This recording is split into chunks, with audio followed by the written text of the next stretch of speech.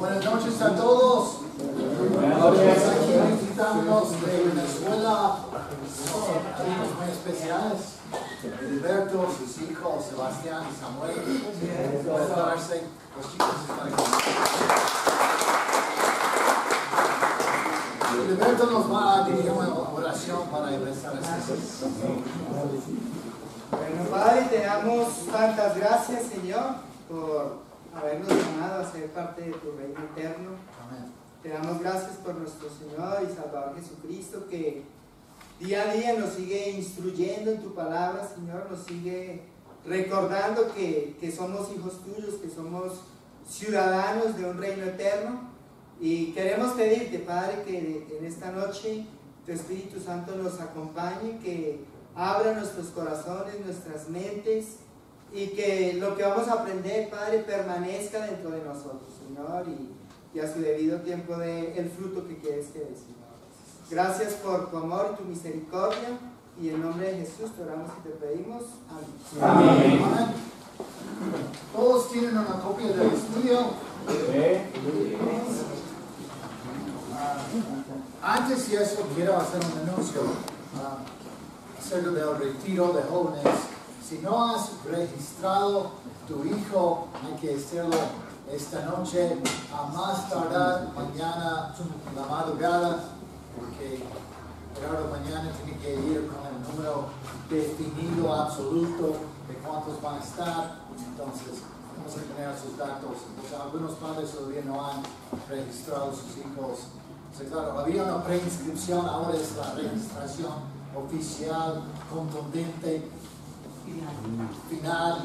Entonces, por favor, ayúdanos con eso. Bueno, lo que vamos a hacer hoy es vamos a hacer el estudio del reino de Dios. Es un estudio que aquí muchas veces ni se hacía. Y ese estudio es algo nuevo. Es el mismo contenido, pero como reformado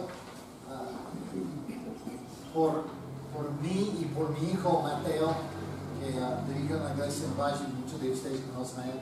Entonces, es lo que vamos a hacer. Ustedes tienen una copia en tus manos. En primer lugar, para que puedan ver las escrituras y todo. Hay cosas, no es, si quieres hacer notas sobre eso también, pero también para la gente que no llega en esta noche, vamos a seguir haciendo ese estudio con ellos individualmente. A través de las líderes de charla vamos a hacer eso. Entonces, es muy importante. Realmente estamos llamando a la iglesia a ver algo muy, muy importante. Y es el tema del reino de Dios.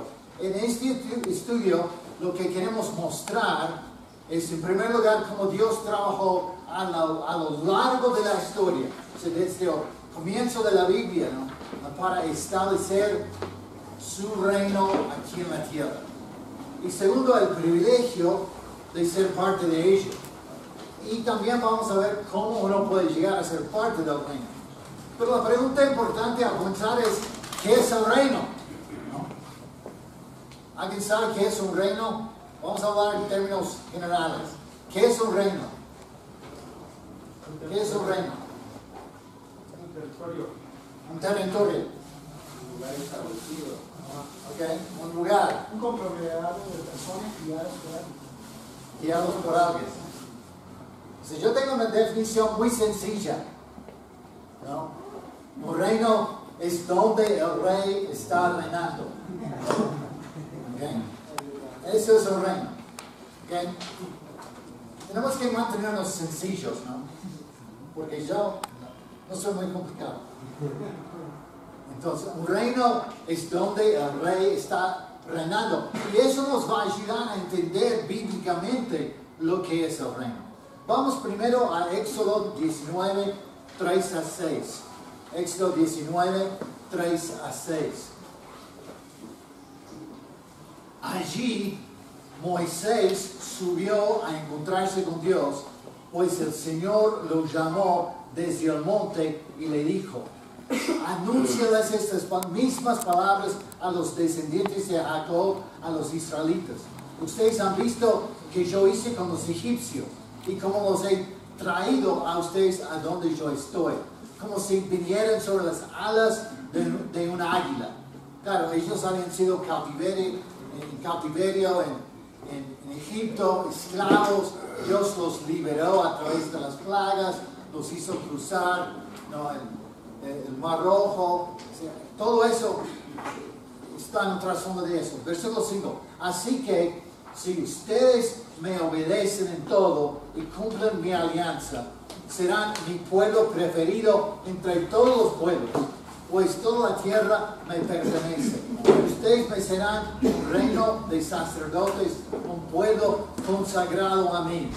Diles todo esto a los israelitas.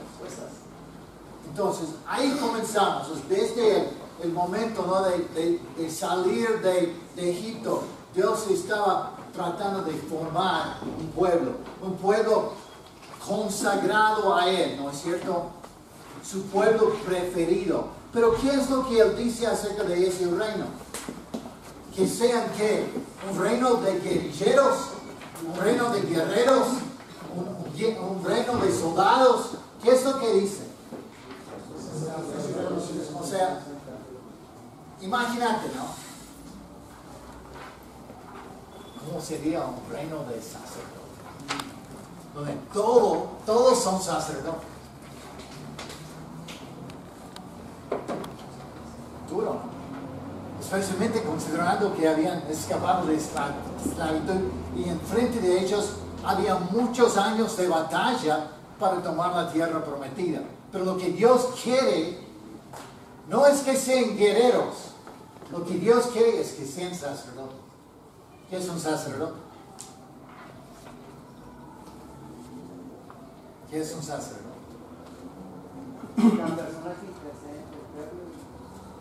Exactamente, o sea, es la persona que ayuda a la gente a conectarse con Dios. Pero ¿qué pasa si todos son sacerdotes?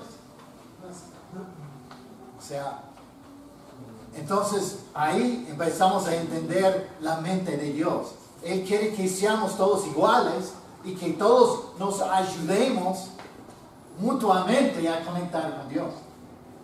Eso es el plan de Dios, es lo que Dios quería. Entonces,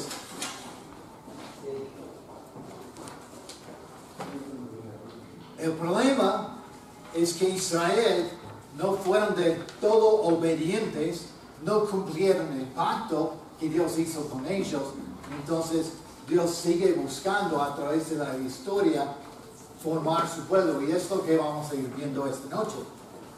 O sea, como esa historia se escribe primero en el Antiguo Testamento en forma de profecía.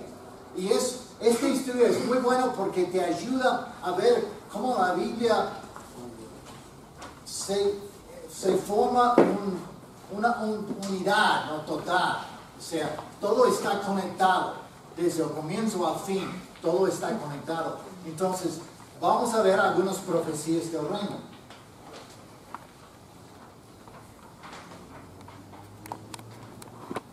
Quizás si es la primera vez que ves ese estudio, es un poco como armar un rompecabezas por la primera vez. ¿Okay? Que lo vas armando y ves viendo lo que está ahí, ¿no?, en la imagen, ¿no? Entonces, es un poco así, o sea, quizás en el comienzo parece complicado, pero después al final va a ser ese momento, ahora veo, ¿no? Entonces, así va a ser. Eso es lo que vamos a experimentar esa noche. Entonces seguimos, las profecías. Claro, hay cientos, quizás miles de profecías en el Antiguo Testamento. No vamos a ver todos. Todos. Solamente unos poquitos, ¿ok? Isaías 2, 1 a 4. Estas son las profecías que Isaías, hijo de Amós, recibió por revelación acerca de Judá y Jerusalén.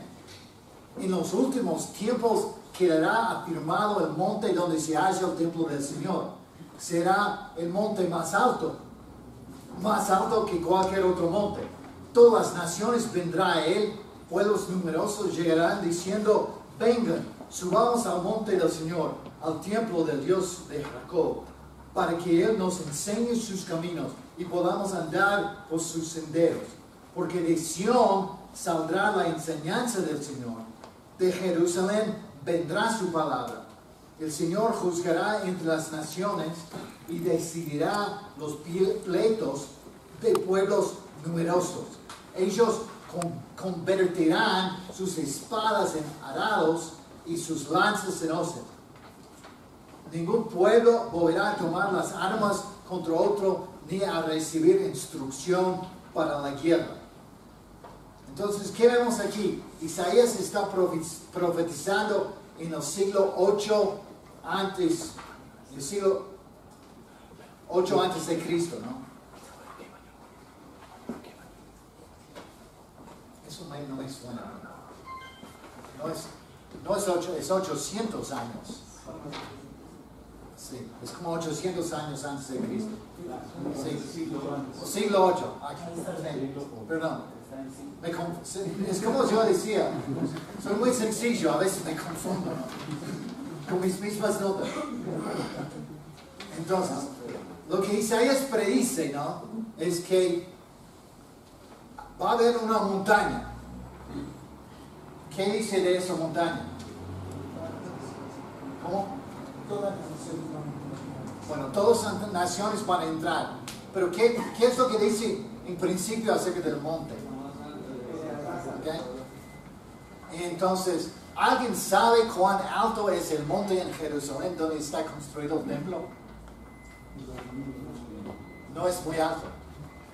Hay muchas montañas más altas en Israel que ese monte.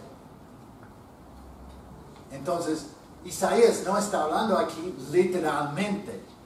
¿Me explico? Es una profecía y está utilizando un lenguaje simbólico. Entonces, cuando él habla del monte, no está hablando de una montaña física, está hablando del reino de Dios. De eso está hablando. Y entonces, por eso dice que se va a establecer en algún momento en el futuro. Todas las naciones serán parte de ese reino, vendrán a él. Dice que eso va a empezar en Jerusalén y también dice que será un reino de paz. Han habido muchos movimientos. Hay muchas religiones hasta. Pero lo que él dice es que este reino es un reino de paz, es un reino donde convierten sus espadas en arados, lanzas en hoces. Ningún pueblo volverá a tomar armas contra otro, ni recibir instrucción para la guerra. O sea, es algo bien diferente de lo que normalmente pensamos cuando pensamos de un rey y su reinado, ¿no es cierto? Entonces, vamos a seguir. En Isaías 9, versículos 6 y 7, porque nos ha nacido un niño, Dios nos ha dado un hijo, al cual se le ha concedido el poder de gobernar, y le darán estos nombres: admirable en sus planes, Dios invencible, Padre eterno, Príncipe de paz. Se sentará en el trono de David, extenderá su poder real a todas partes, y la paz no se acabará. Su reinado quedará bien establecido. Amén. Entonces, ¿qué vemos aquí? Vemos que, no terminé de leer. Y sus bases serán la justicia y el derecho desde ahora y para siempre.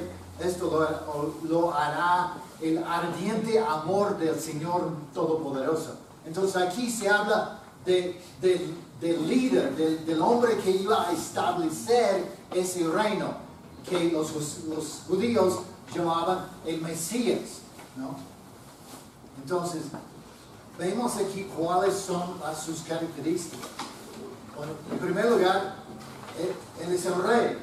O sea, él toma el papel de rey. Pero nace como un hijo, ¿no? Entonces, después dice que va a traer, o sea, como base del amor de Dios, ese reinado va a ser un reinado de paz, de justicia y de rectitud. y que ese reinado va a durar para siempre, va a ser eterno. Entonces todo eso él dice aquí. Entonces, claro, nosotros conociendo un poco acerca de Jesús, ya empezamos a ver, ¿no?, cómo eso empieza a ver, pero dejamos eso para después. Vamos a Daniel 2:44.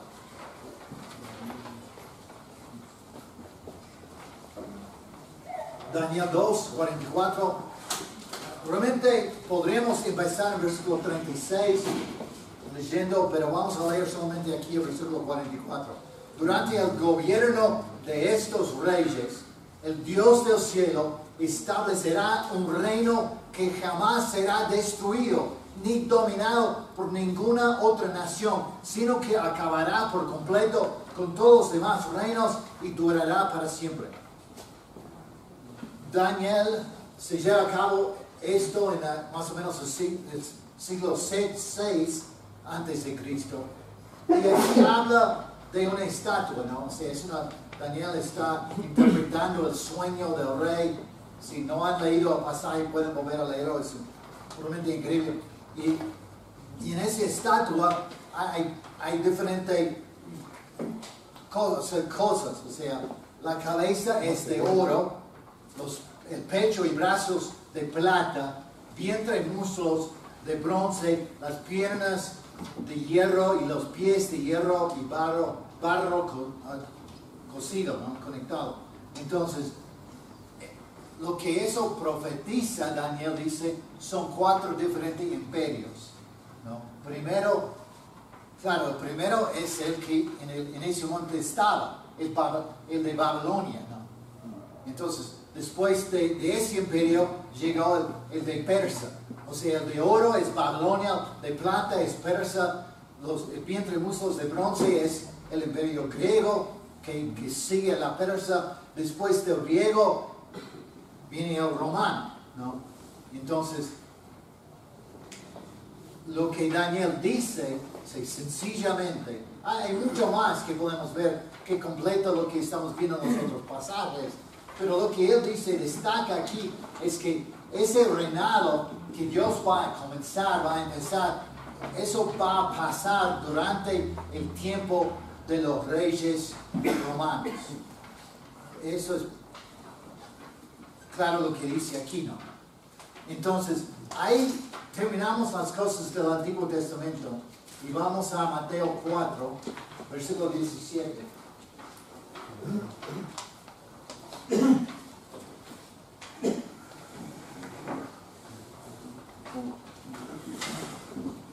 Mateo 4, 17 y versículo 23. Desde entonces Jesús comenzó a proclamar: vuélvense a Dios. Y claro, cuando nació Cristo, los evangelios muestran claramente que él nace durante el tiempo de los reyes romanos. Entonces, Jesús comenzó a proclamar: vuélvense a Dios, arrepiéntense, ¿no? Porque el reino de los cielos está cerca. La palabra aquí es un verbo. O sea, en español es un poco diferente, pero en griego es un verbo que dice que está acercándose, que en algunos contextos quiere decir que ya está aquí. O sea, pero es un proceso. El verbo representa un proceso. O sea, el reino estaba llegando. Entonces vemos en la vida de Cristo, en lo que Él hace, vemos Dios empezando a poner en marcha su plan para establecer el reino. Entonces Jesús es el comienzo de eso. O sea, el comienzo de la invasión de Dios en nuestro mundo, en nuestro tiempo, con su reinado. Entonces, desde entonces Jesús comienza a proclamar: vuélvense a Dios. O sea, hay que arrepentirse, hay que cambiar tu manera de pensar. Eso ya es otro estudio, pero la palabra arrepentirse no está enfocado en los pecados pasados, tanto en lo que Dios está haciendo y lo que Dios quiere hacer con nosotros en el futuro. No es tanto una emoción de: ah, qué malo que soy. Es más, wow, qué increíble es Dios, qué increíble es lo que Dios está haciendo. Eso es más la idea de arrepentirse. es otro estudio. Versículo 23. Jesús recorría todo Galilea, enseñando en las sinagogas de cada lugar, anunciaba la buena noticia del reino y curaba a la gente de todas sus enfermedades y dolencias. Entonces Jesús vino enseñando que el reino está llegando y que tienes que cambiar tu forma de pensar. Y Él está mostrando ese reino empezando a llegar con su vida, curando a la gente, sanando a las personas de sus enfermedades dolencias. O sea, Dios está interrumpiendo, está entrando en nuestro mundo en una forma nueva, en Cristo. ¿Me explico? ¿No? Algunos me están mirando como que perdí la cabeza, que se me cayó la cabeza. ¿Estoy siendo claro? Bueno, seguimos. Si quieren preguntas, después podemos conversar más. Mateo 16. Mateo 16, empezando en versículo 13. Cuando Jesús llegó a la región de Cesarea de Filipo, preguntó a sus discípulos: ¿quién dice la gente que es el Hijo del Hombre? Ellos contestaron: algunos dicen que Juan el Bautista, otros dicen que Elías, otros dicen que Jeremías o algún otro profeta. ¿Y ustedes quién dicen que soy? Les preguntó. Simón Pedro le respondió: tú eres el Mesías, el Hijo del Dios viviente. Entonces Jesús le dijo: dichoso tú, Simón, hijo de Jonás, porque esto no lo conociste por medios humanos, sino porque te lo reveló mi Padre que está en el cielo. Yo te digo que tú eres Pedro, y sobre esta piedra voy a construir mi iglesia. Ni siquiera el poder de la muerte podrá vencerla. Te daré las llaves del reino de los cielos. Lo que tú ates aquí en la tierra también quedará atado en el cielo. Lo que tú desates aquí en la tierra también quedará desatado en el cielo. Aquí Jesús revela que Él va a formar algo que aquí la Biblia dice iglesia. Vamos a hablar un poco más en el estudio de qué implica todo eso, pero Él va, el comenzar del reino aquí en la tierra va a ser con algo que se llama iglesia. Lo dejamos ahí por ahora. Y eso va a representar la llegada del reino aquí en la tierra. Y será un reino espiritual en vez de algo físico.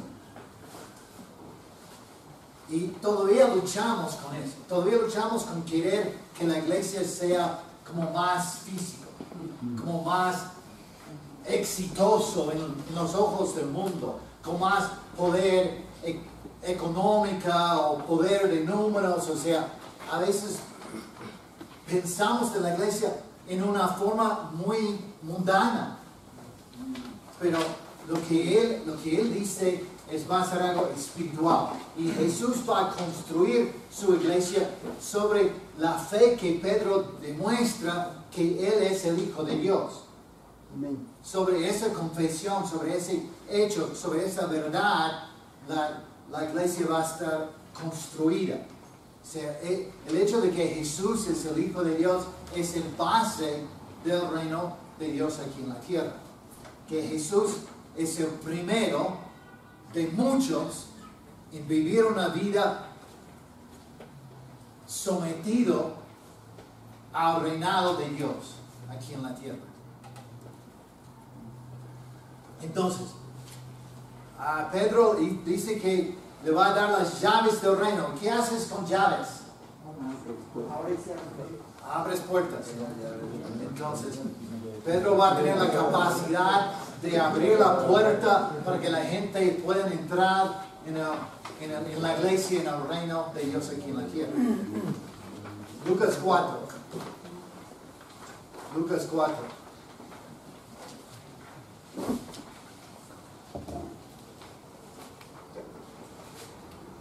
Jesús volvió a Galilea lleno del poder del Espíritu Santo, y se hablaba de él por toda la tierra de alrededor. Enseñaba en la sinagoga de cada lugar y todos le alababan. Jesús fue a Nazaret, el pueblo donde se habían criado. El sábado entró en la sinagoga, como era su costumbre, y se puso de pie para leer las Escrituras. Le dieron a leer el libro del profeta Isaías, y al abrirlo encontró el lugar donde está escrito: el Espíritu del Señor está sobre mí, porque me ha consagrado para llevar la buena noticia a los pobres. Me ha enviado a anunciar libertad a los presos, dar vista a los ciegos y poner en libertad a los oprimidos, y a anunciar el año favorable del Señor. Luego Jesús cerró el libro, lo dio al ayudante de la sinagoga y se sentó. Todos los que estaban allí tenían la vista fija en él. Él comenzó a hablar diciendo: hoy mismo se ha cumplido la escritura que ustedes acaban de oír.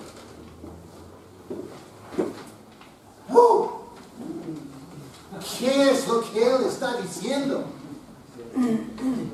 O sea, él está diciendo que él es el hombre que Dios ha mandado para comenzar el reino aquí en la tierra. Y claro, imagina la emoción de la audiencia, ¿no? ¿Cómo era? No era muy bueno. Se enojaron. Querían matarlo. Porque no podían imaginar que alguien que ellos habían conocido desde que era bebé, y que había muchos rumores que era un hijo nacido ilícito, gracias. Entonces, ¿cómo puede ser que ese hijo de carpintero, entonces trataron de matarlo? Claro, porque la declaración que él está haciendo es muy fuerte. Miles de años de profecía llegando, y él dice: yo soy. Yo estoy cumpliendo las profecías de Dios. Wow. Impactante, ¿no? Pero es lo que la Biblia dice. Claro, el problema es que ellos pensaban físicamente, literalmente. Ellos estaban esperando que Dios mande un rey como David, un guerrero que iba a montar su caballo y matar a todos los romanos. Y Jesús andaba predicando, sanando gente, hablando con pobres, juntándose con prostitutas. O sea, no era la imagen que la gente tenía en ese momento de qué es el reino de Dios. Y seguimos luchando con la misma cosa hasta hoy en día.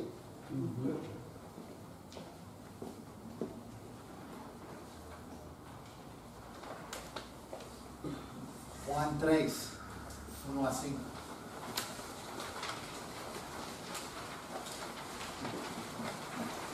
Juan 3, 1 a 5. Había un fariseo llamado Nicodemo, que era un hombre importante entre los judíos. Este fue de noche a visitar a Jesús y le dijo: Maestro, sabemos que Dios te ha enviado a enseñarnos, porque nadie podría hacer los milagros que tú haces si Dios no estuviera con él. Jesús le dijo: te aseguro que el que no nace de nuevo no puede ver el reino de Dios. Nicodemo le preguntó: ¿y cómo puede uno nacer cuando ya es viejo? ¿Acaso podrá entrar otra vez dentro de su madre para volver a nacer? Jesús le contestó: te aseguro que el que no nace de agua y del Espíritu no puede entrar en el reino de Dios. Jesús aquí enseña. Perdón. Yendo en la dirección equivocada. Jesús enseña cómo entrar y ser parte del reino de Dios aquí, con ese maestro de los judíos. Él dice que para poder entrar en el reino de Dios, tú no puedes levantar la mano y decir: yo quiero. Él dice que tienes que hacer algo muy radical.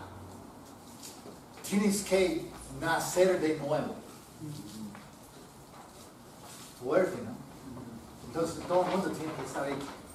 Claro, él está hablando con Nicodemo en persona. ¿Cómo es? O sea, él es un maestro, él es un estudiado. Y él dice, pero ¿cómo? No puedo, o sea, yo soy medio grandecito para volver a entrar en mi madre, ¿no? Y nacer otra vez. O sea, ¿cómo puede ser eso? Y claro, Cristo otra vez. Cristo está hablando en términos espirituales, no físicos. Entonces, la idea del problema era equivocada. Entonces, él repite. Entonces, lo que yo estoy hablando es nacer de agua y del Espíritu, que después vemos en lo que Jesús está haciendo. Está hablando del bautismo, porque es lo que Él está haciendo.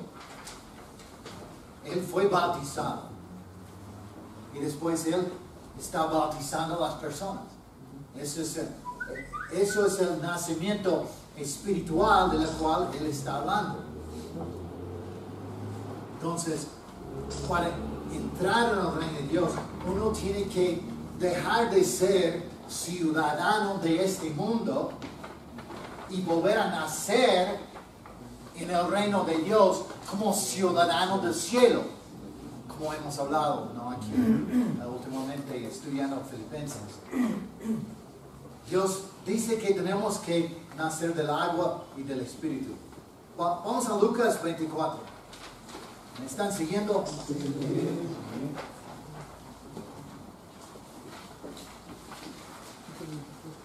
Lucas 24, empezando en versículo 44. Luego les dijo, lo que me ha pasado es aquello que les anuncié. Claro, eso es después de su muerte, después de su resurrección. Eso está pasando después que es. Entonces, lo que me ha pasado es aquello que les anuncié cuando estaba todavía con ustedes, que había de cumplirse todo lo que está escrito de mí en la ley de Moisés, en los libros de los profetas y en los salmos. O sea, él dice que en mí está siendo cumplido todo lo que dice el Antiguo Testamento. Versículo 45. Entonces hizo que entendieran las Escrituras. ¿No te hubiera gustado estar en ese estudio bíblico? En vez de aguantarme a mí, ¿no? Que hablo medio raro como extranjero, tener a Jesús ahí explicando cómo todas las Escrituras estaban siendo cumplidas en Él. Qué estudio bíblico para estar ahí, ¿no? Qué increíble. Bueno, tienen que aguantarme. Y un día en el cielo puedes preguntarle más de eso. Entonces, versículo 46, les dijo, está escrito que el Mesías tenía que morir y resucitar al tercer día, y que en su nombre se anunciara a todas las naciones que se vuelvan a Dios, que se arrepienten, ¿no? Para que Él les perdone sus pecados. Comenzando desde, ¿dónde? Jerusalén, que fue la profecía de Isaías, que iba a comenzar en Jerusalén. Ustedes deben dar testimonio de estas cosas y yo enviaré sobre ustedes lo que mi Padre prometió. Pero ustedes quédense aquí en la ciudad de Jerusalén hasta que reciban el poder que viene del cielo. Entonces Jesús declara que Él mismo es el cumplimiento de las profecías del Antiguo Testamento. O sea, el reino empieza a llegar con Cristo, con su ministerio, con su vida. Él es el primer hombre en el mundo que ha vivido exactamente como Dios quería.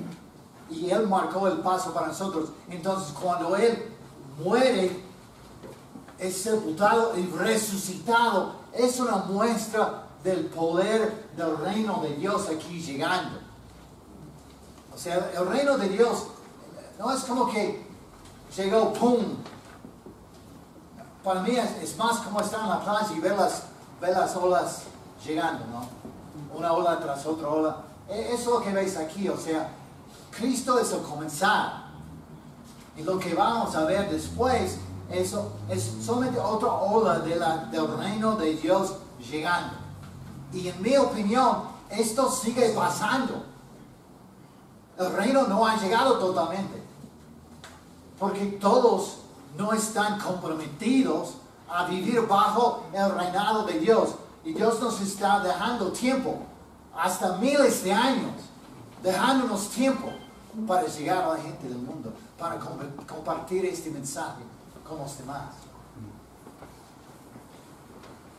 Entonces, Él resume muchas de las profecías y prepara a los discípulos para el establecimiento largamente esperado del reino de Dios aquí en la tierra.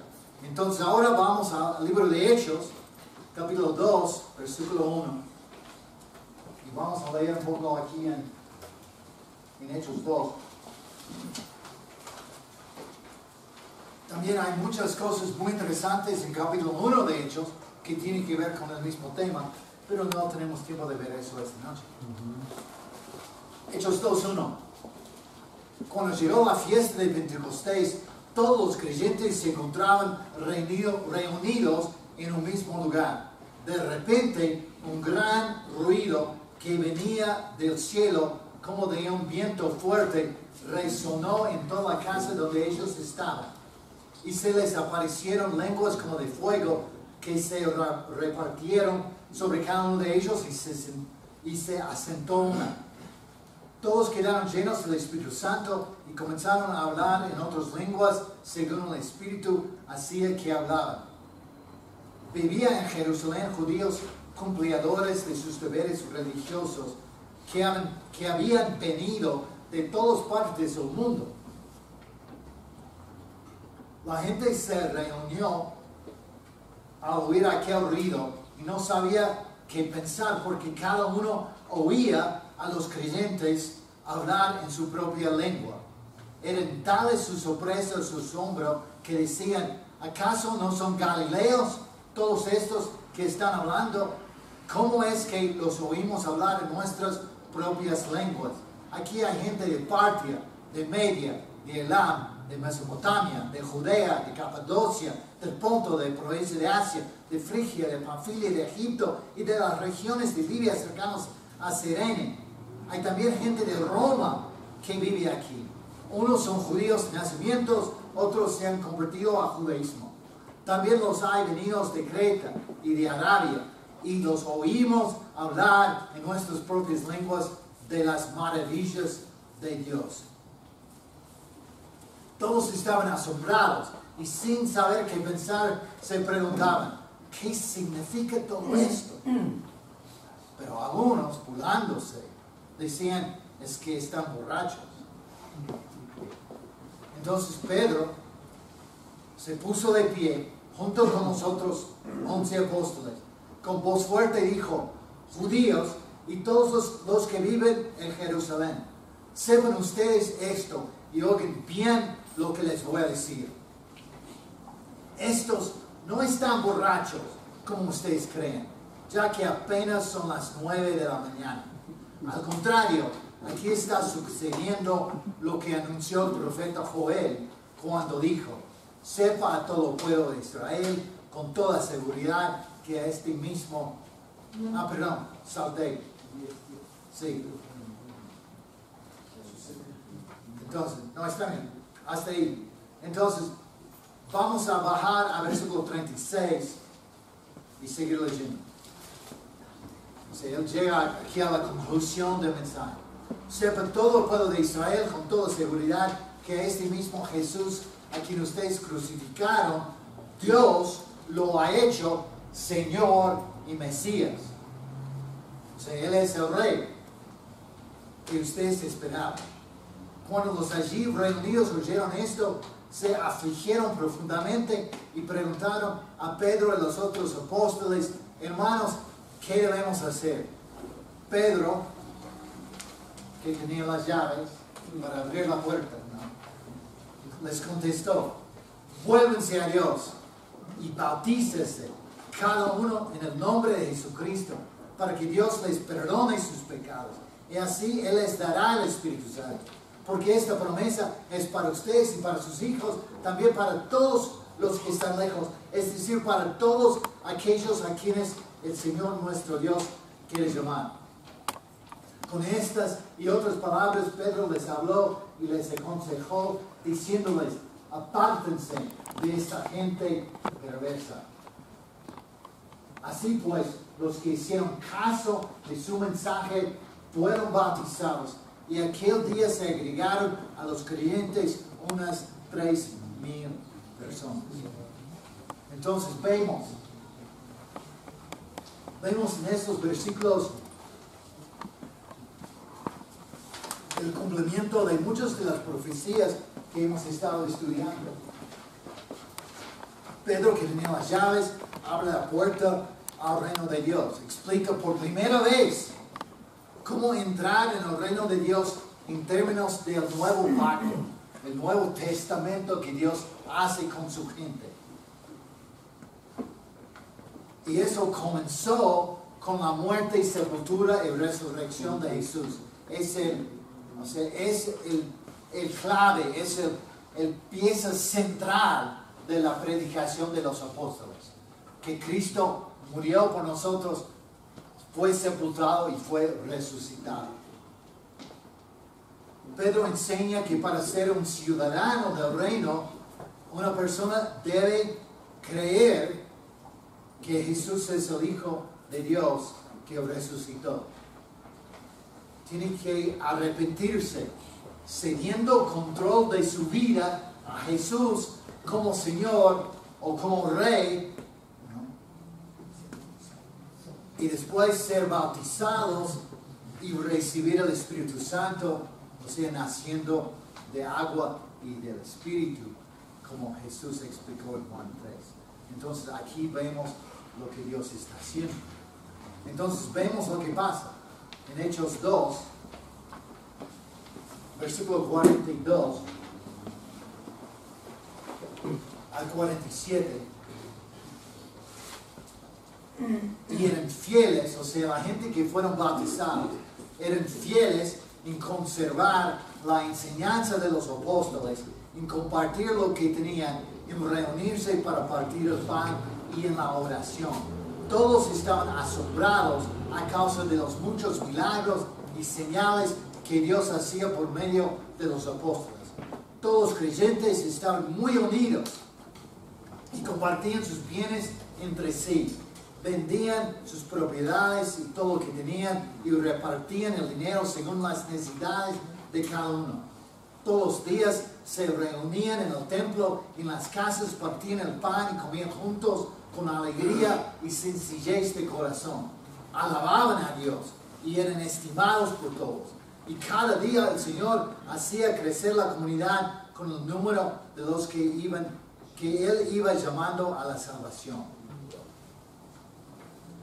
Tenemos que recordarnos, ¿no?, que Dios desde el principio quería establecer una comunidad de personas, un pueblo consagrado a Él, un pueblo santo y un pueblo que estaba compuesto por sacerdotes, todos con su relación, su conexión personal con Dios, ¿no? Eso es el plan que Dios tenía desde el comienzo. Y esto se ve realizado en la iglesia aquí en el Nuevo Testamento. Claro, la iglesia no es el reino de Dios. Quizás muchas veces hemos confundido, nos hemos confundido, diciendo que son las mismas cosas. Pero no, o sea, el reino de Dios es mucho más que la iglesia. La iglesia es como la representación física del reinado de Dios aquí en la tierra. O sea, el reino de Dios incluye a Dios, incluye los ángeles, incluye toda la gente que ha muerto en el pasado, que están con Dios. O sea, el reino de Dios es mucho más extenso, ¿no? Pero la iglesia es como, me gusta la imagen, es como la cabecera de playa de un ejército que está invadiendo un nuevo territorio. Entonces, eso es lo que es la iglesia. O sea, nosotros somos el ejército de Dios que ha llegado y hemos establecido aquí en este mundo oscuro que es en contra de los planes de Dios.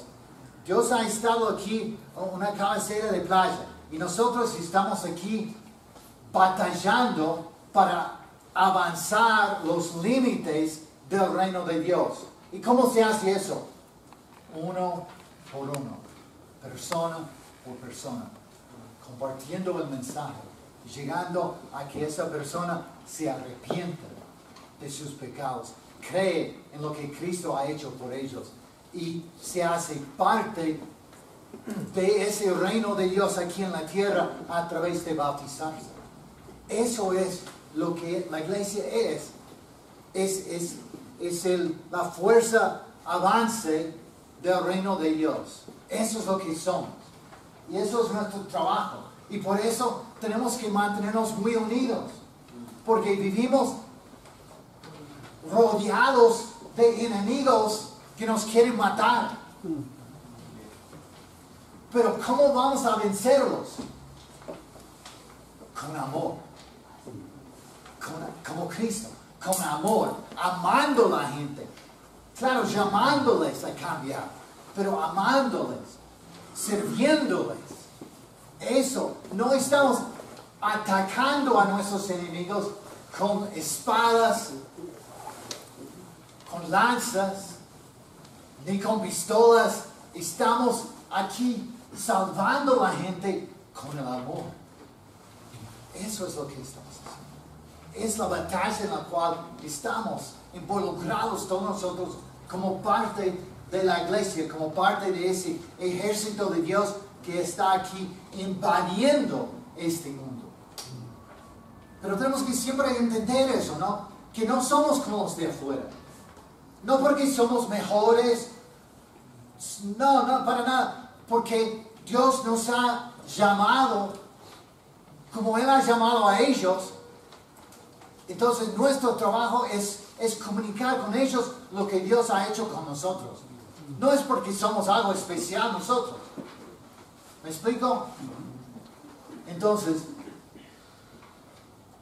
se supone que la iglesia de hoy sea igual a lo que vemos aquí. O sea, que estamos imitando el mismo conducto de la iglesia en aquel entonces. O sea, están apegados, aferrados a la enseñanza de los apóstoles, que lo encontramos ahora en forma escrito en la Biblia. Ellos tenían personas ahí que Dios había revelado su voluntad. Ellos hablaban directamente de parte de Dios. Ya no están, pero escribieron eso. Así nosotros tenemos en forma escrita lo que ellos enseñaron en aquel entonces. La segunda cosa es la comunión. O sea, amistades, relaciones en la comunidad. Muchas veces la cultura religiosa de nuestro tiempo no entiende eso para nada. O sea, la iglesia no tiene nada que ver con amistades, no tiene nada que ver con comunidad. Es un lugar donde tú vas y te conectas con Dios. Pero no es así. O sea, la conexión con Dios no es porque estás en la iglesia el domingo. La conexión con Dios es porque tú estás en relación con Dios todos los días. Conectado, orando, leyendo la palabra, conectado con Dios. Y llegas aquí no para ser espiritual. Tienes que ser espiritual todos los días. Llegas aquí para conectar con la comunidad de Dios. Por eso estamos aquí reunidos. La otra cosa que hacían era partir el pan. O sea, ellos llegaban y conmemoraban, pensaban cada domingo en lo que Cristo ha hecho por mí. es interesante. Yo crecí en la iglesia de Cristo, tradicional. Y había una reverencia para la cena que aquí no tenemos. La gente, pero en un mal sentido también, porque la gente llegaba, tomaban la comunión y después se iban. No se quedaban para la prédica. Pero aquí lo tenemos al revés. Hay hermanos que no llegan para la comunión, pero llegan para la prédica. O sea, es como que ninguno de las dos es correcto. ¿Me explico? O sea, si tú pierdes la comunión, estás perdiendo una oportunidad increíble de acordarte de lo que Cristo ha hecho por ti, de conmemorar públicamente, físicamente, eso en la comunidad. Es súper importante. Bueno, es otro sermón. Entonces, y la última cosa, oración. Y eso, la oración es algo que hacemos todos los días, en casa, con Dios. O lo hacemos junto con algunos hermanos. Hoy estuvimos viniendo de mi casa con Fabián y Katy, Diana y yo, y venimos orando, ¿no? Todo el camino, ¿no? Todos orando, ¿no? O sea, la oración puedes hacerlo en cualquier momento, pero se hace individualmente, se hace en comunidad, pero ellos están dedicados a orar, porque entendieron que es un reino de Dios. No es una cosa física, no es una cosa de nosotros, es una cosa de Dios. Y si Dios no está trabajando, no está pasando nada. Estamos viviendo basado en la gracia y la bondad de Dios. Entonces ellos estaban dedicados a estas cosas. Nosotros también. Entonces, parte de la razón para este estudio es llamarnos, porque hay muchos hermanos en la comunidad que están débiles, que vienen de vez en cuando, que no tienen tiempos de discipulado, que no están buscando a Dios de todo corazón. Entonces tenemos que volver a cuáles son las bases. Cuando fuimos bautizados decidimos, Jesús es el Rey de mi vida. Él es mi Señor. Yo voy a obedecerle. Pero no lo estamos viviendo. Entonces, queremos fortalecer los hermanos que están débiles. Es el trabajo que tenemos ahora. Es fortalecer los hermanos que están débiles. Llamarles a este compromiso. Porque tenemos que estar todos en la misma página. Todos luchando juntos para el bien del Evangelio. Es lo que estamos estudiando y leyendo en Filipenses. En Mateo, capítulo 6, versículo 9 y 10. Es justamente en la mitad del Sermón del Monte. Y es en la mitad de la oración de Jesús. O sea, lo que llamamos el Padre Nuestro, ¿no? O sea, entonces, yo lo veo así. O sea, puede ser que esté equivocado, pero Dios tiene que ser primero y todo lo demás está en segundo lugar. Y tenemos que ver cómo coordinar todo eso. Familia, responsabilidades, trabajo, pero Dios es primero. Entonces, ¿tú crees esto? Que si tú pones primero al reino de Dios, Él te va a cuidar. Eso es lo que significa vivir por fe. Confiado que si yo pongo a Dios primero, Él va a cuidarme. Él va a cuidar a mis hijos, Él va a cuidar todo, ¿no? Así yo siento que hay personas en la iglesia que piensan primero en cuidar a sus hijos antes de Dios primero. O sea, no es vivir por fe. Si tú pones a Dios primero, Dios dice, Él va a cuidar de esas cosas. Claro, no estamos hablando de olvidarnos de responsabilidades. Es prioridad, Dios es primero. Y si yo pongo a Él primero, Él va a trabajar en todo lo demás. Él va a ayudarme a llenar las otras necesidades.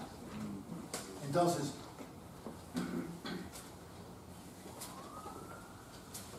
sigue en la clase aquí unas preguntas, ¿no? ¿Estás dispuesto a buscar primero el reino de Dios?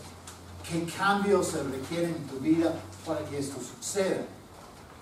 ¿Cómo necesitas cambiar para estar dedicado a la enseñanza de los apóstoles, la confraternidad, el partir el pan, la oración? O sea, esas son preguntas para hacerte a ti mismo. Pero quiero terminar la clase hoy mirando un pasaje más.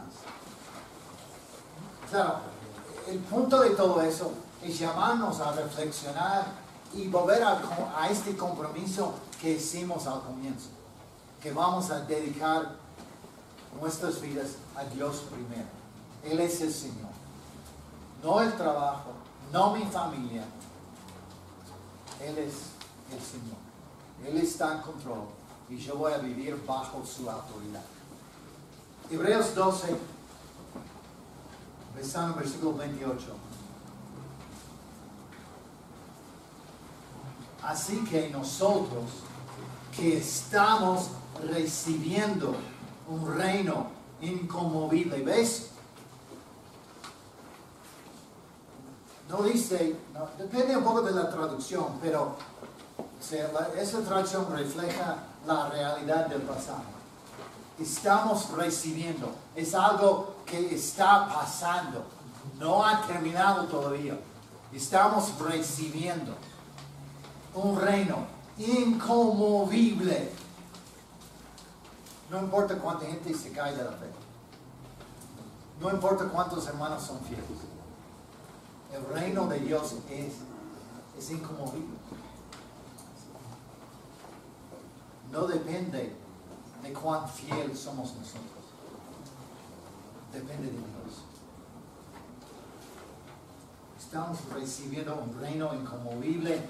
Seamos agradecidos, ¿no? Inspirados por esta gratitud. O sea, la motivación más fuerte que nosotros debemos tener no es sentirnos libres de culpa. Entonces yo hago mucho en la iglesia porque yo no quiero ser culpable de mis pecados. No, de eso no es para nada. O sea, es la gratitud. Es saber lo que Dios ha hecho en mí. Es que me ha perdonado. No soy culpable, no porque hago todo bien, sino porque Dios es un Dios de misericordia que me ha perdonado. Entonces, basado en esa gratitud, adoramos a Dios como a Él le agrada, con temor reverente, porque nuestro Dios es un fuego consumidor. Yo creo que, hermanos, eso es una clase muy importante para comprender, para captar, para entender el plan de Dios a través de los tiempos y ver que nosotros estamos, tanto como Cristo en su tiempo, como los apóstoles en su tiempo, nosotros estamos cumpliendo la misma función. Dios está trabajando en nosotros y tenemos que estar tan comprometidos como ellos estuvieron. No podemos relajarnos, no podemos dejar de esforzarnos. No porque alguien te dice, porque alguien te obliga, pero porque estás agradecido por lo que Dios te ha dado. Eso es la cosa. Vamos a orar.